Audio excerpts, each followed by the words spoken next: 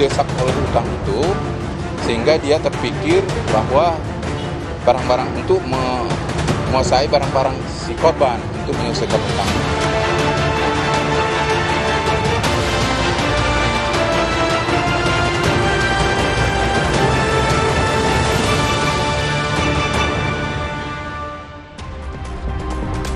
Polisi sita sejumlah barang bukti pembunuhan mahasiswa UI oleh seniornya. Salah satu yang menjadi bukti rekaman CCTV saat pelaku datang ke rumah kos korban.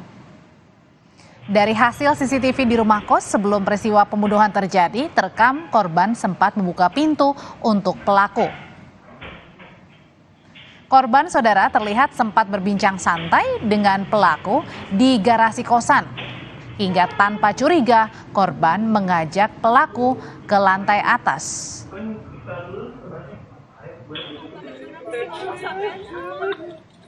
Siang tadi, mahasiswa Universitas Indonesia yang jadi korban pembunuhan seniornya dimakamkan di Lumajang, Jawa Timur. Orang tua Muhammad Naufal Zidan mengatakan mengetahui putranya tewas dibunuh setelah korban tak bisa dihubungi dan tidak memberi kabar. Orang tua akhirnya minta paman korban untuk mencari ke rumah indekos hingga menemukan Zidan tewas di kamar. Keluarga tak menyangka pelaku tega membunuh korban karena keluarga juga mengenal dekat pelaku. Orang tua korban berharap pelaku dijerat dengan sanksi terberat, hukuman mati atas dugaan pembunuhan berencana.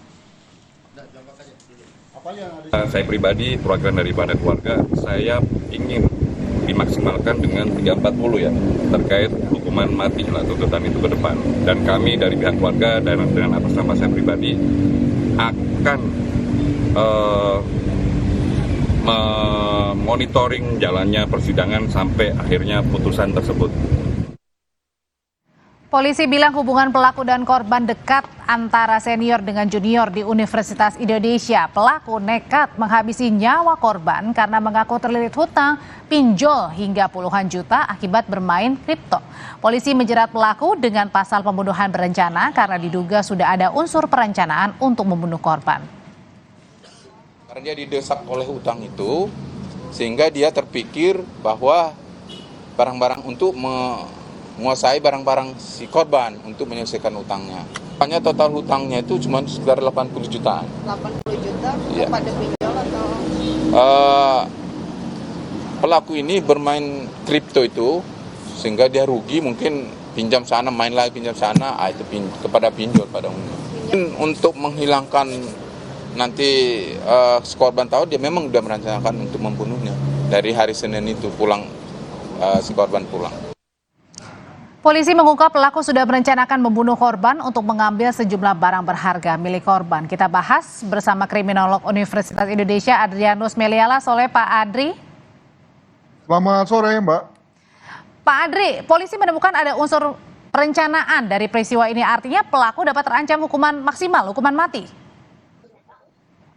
Saya kira sepanjang memang indikasinya begitu ya, kenapa tidak polisi menggunakan pasal 340 KUHP ya. Di mana misalnya bahwa ketika misalnya terkait dengan kantong plastik hitam itu memang sengaja dibeli disiapkan dibawa oleh pelaku. Demikian juga misalnya apakah memang sengaja dibawa pisau khusus oleh pelaku. Demikian juga ketika soal kedatangan si pelaku ke kos korban, apakah memang itu sudah direncanakan sedemikian rupa. Itu semua akan diselidiki oleh penyidik dan penyelidik untuk kemudian diberkas dan meyakinkan bagi JPU begitu. Pelaku dan korban ini saling mengenal, bahkan orang tua korban juga mengenal pelaku. Kok bisa tega ya? Kira-kira motifnya kenapa hal ini bisa terjadi dilakukan pelaku? Memang selalu bisa menjadi misteri, Mbak. Bagaimana seorang yang berada di situasi saling mengenal dengan orang lain, itu kemudian lalu mengubah hubungan yang menjadi hubungan yang mematikan gitu ya. Tentunya ada rasa nggak tega, ada rasa nggak bisa sampai beyond the point gitu ya. Maka memang hanya orang-orang dengan kemampuan pribadi tertentulah yang bisa berbuat seperti itu. Banyak orang yang kemudian jangankan sahabatnya, anjing saja nggak bisa dibunuh, ikan saja, ikan yang merupakan ikan yang dipelihara nggak bisa dimakan ya. Tapi karena sudah ada bonding antara si orang itu dengan pihak lain. Nah, tentu dalamnya ada kemampuan pribadi yang luar biasa yang tertentu ya, yang bisa kemudian menyebabkan si pelaku mampu melakukan tindakan kejam pada temannya sendiri. Mampu melakukan tindakan kejamnya ini karena terhimpit? Saya kira faktornya internal eksternal ya. Soal terhimpit utang itu adalah yang eksternal. Tapi juga pada saat yang lain juga ada hal-hal internal. Konon Misalnya, dari pemberitaan lain saya melihat bahwa ada soal iri juga. Tapi juga di pihak lain ada soal bahwa yang bersangkutan berani. Kalau lihat dari badannya saja, kan badannya si pelaku ini kan besar ya. Besar dan dia kakak kelas pula, sehingga merasa superior dibandingkan adik kelasnya yang kelihatannya juga lalu lebih mampu secara ekonomi. Jadi bagaimana perasaan superior itu kemudian lalu hendak dimanifestasikan dalam bentuk perbuatan fisik yang bersifat eksploitatif terhadap si adik juniornya ini. Begitu.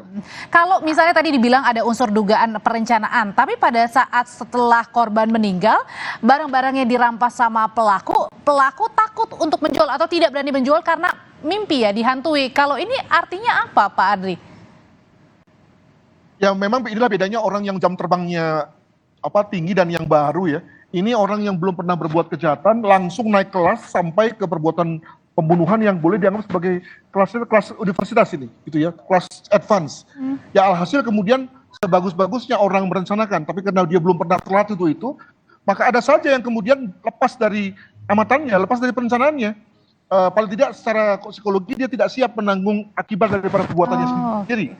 Maka kemudian dia tadi tidak berani mengeksekusi secara tuntas perbuatannya, ya terutama pada saat menjual hasil-hasil curian dari kos korban tersebut, begitu. Ini kan diawali karena pinjaman online, kalah karena kripto, seorang mahasiswa lagi. Sebenarnya ini mengindikasikan seperti apa sih saat ini, Pak Adri? Saya kira ini satu alarm bagi kita bahwa ternyata soal pinjol, soal Bitcoin ketika salah manage itu kemudian bisa menimpa siapa saja. Dan tidak terelakkan juga mahasiswa dan mahasiswa UI juga. Jadi memang artinya kalau diasumsikan bahwa mahasiswa UI itu secara intelektual, secara kognisi baik ya, dia bisa menghitung secara baik untung rugi perbuatannya. Ternyata enggak juga tuh menghadapi tekanan untuk hidup mewah, hidup hedon begitu ya. Maka dia berani menempuh satu risky behavior, yakni melakukan pinjaman online. Jadi saya kira ini menjadi suatu call yang luar biasa bagi kita agar berhati-hati terkait dengan pinjol dan Bitcoin ini. Demikian. Oke, kalau sebagai Pak Adri kan juga sebagai salah satu akademisi UI, kemudian juga kan apa imbauan yang bisa diberikan begitu untuk mahasiswa yang tadi ya, karena tadi mau hidup mewah, kemudian akhirnya terlilit berbagai hutang dan menyebabkan hal yang tidak diinginkan, Pak Adri? Ya know your limit lah, ya tahu batas saja. Saya kira memang ini repotnya kalau kita berkuliah di kota besar yang terekspos dengan berbagai godaan dan juga kesempatan sebetulnya. Banyak kesempatan untuk bekerja, mendapatkan penghasilan pada saat masih di kampus ya. Tapi kan masalahnya adalah bahwa kalau kita lalu habis-habisan dengan pekerjaan dan mendapatkan uang, bagaimana dengan nasib studinya gitu. Jadi tahu batas saja bahwa ternyata memang sebagai mahasiswa memang mendapatkan menyelesaikan studi adalah yang utama dan bukan untuk mendapatkan penghasilan, apalagi penghasilan dengan cara-cara berisiko seperti ini. Begitu. Berarti artinya media sosial, ingin gaya hidup mewah itu menjadi unsur yang rawan ya akan terjadinya pidana. Tentu, jadi segala hal yang merupakan informasi dalam media sosial itu kan knowledge kan, yang sebetulnya netral, steril, ya terserah pada kita yang menggunakannya. Namun ketika kita sudah ada niat dan motif yang jahat, ya, maka pengetahuan tersebut yang tadinya netral itu bisa menjadi amunisi yang mengerikan tuh, ya, bagi orang lain bahkan bagi teman sendiri, begitu. Oke, nah kalau misalnya kemudian tadi dikatakan kalau pelaku ini belajar dari YouTube begitu ya, kemudian melakukan perencanaan hingga akhirnya membunuh korban, hal ini harusnya juga bisa dibatasi ya, mungkin oleh orang sekitar dari pelaku. Nggak mungkin Mbak, karena dia sudah berada pada usia dewasa, lalu tinggal di kos pula dan sudah menyandang predikat mahasiswa UI pula gitu ya. Jadi dan artinya, pihak lain yang diakses adalah informasi publik yang terdapat di media internet. Jadi saya kira bukan soal informasi publiknya yang memang pada dasarnya netral kan, terserah pada siapa yang menggunakan. Tapi siapa yang menggunakan ini Nah, ketika yang menggunakan ini sudah mulai diracuni oleh motif-motif jahat, ya jadilah dia satu amunisi bagi satu perilaku yang jahat juga. Demikian. Oh, oke, baik. Terima kasih Pak Adrianus Meliala. Kita juga tunggu ya perkembangan selanjutnya dari dugaan perencanaan pembunuhan yang dilakukan oleh kakak senior Universitas Indonesia. Terima kasih, sehat selalu Pak Adri.